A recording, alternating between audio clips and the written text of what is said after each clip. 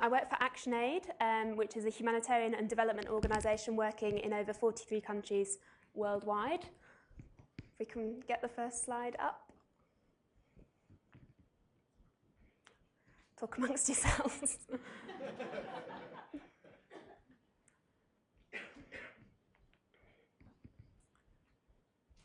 Okay, well, I'll start anyway. The project that we're running in Kenya is working with mainly pastoralist communities who were hit hard by the drought last year.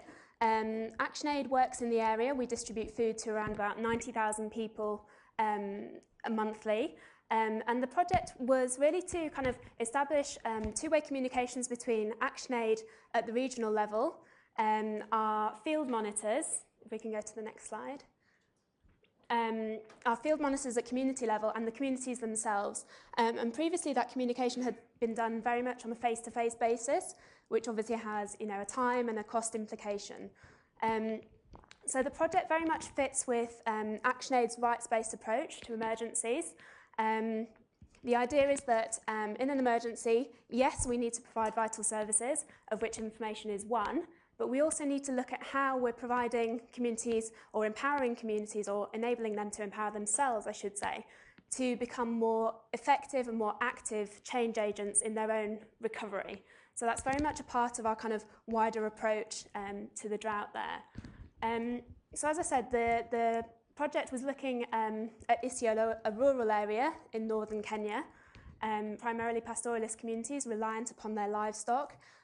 When the drought hit really badly, their livestock either died or they were forced to sell their livestock for lower prices than they would otherwise have done. I think this is the old presentation. Is this the one from the memory stick? Anyway, I'll carry on, sorry. The project provided 250 community members with basic mobile phones and solar chargers, obviously a rural area without access to electricity or kind of irregular access to electricity. Communities were familiar with using mobile phones. We also provided 50 ActionAid staff at the community level with Java-enabled mobile phones, so more sophisticated phones that can handle text forms, for example. And we trained them on how to use those systems. We also set up an information hub in our office, manned by my colleague there, Rahab, provided with a laptop computer, and we provided that team there with training on frontline SMS and Freedom Phone software. The project enabled ActionAid to communicate with communities around the food distribution that we do monthly, so informing communities about when food would be delivered, what time it would come.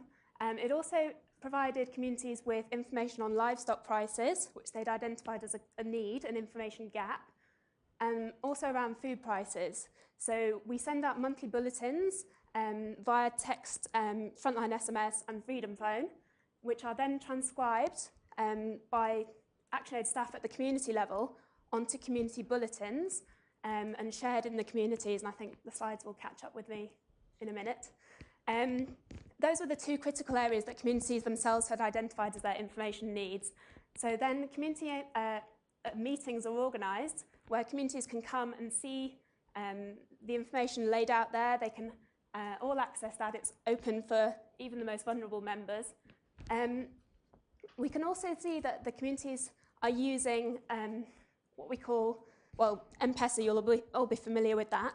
They're using the mobile phones for ideas outside the original project design. Excuse me. They're using it to keep in touch with community members who might live outside their immediate areas. So the project's very much about empowerment. I talked about our rights-based approach. It's looking at how we can empower communities. The slides are all over the place. Sorry. Sorry. So yeah, this is about data collection. Communities can feedback on how food distributions have gone in their communities, whether food arrived on time, whether the rations were adequate, whether people got the allocations that they were due. And that enables ActionAid to save time travelling to the communities and back. That saves money, obviously, as well. It means when they do visit the communities, they can spend longer with the communities because they're not travelling around quite as much as they were previously.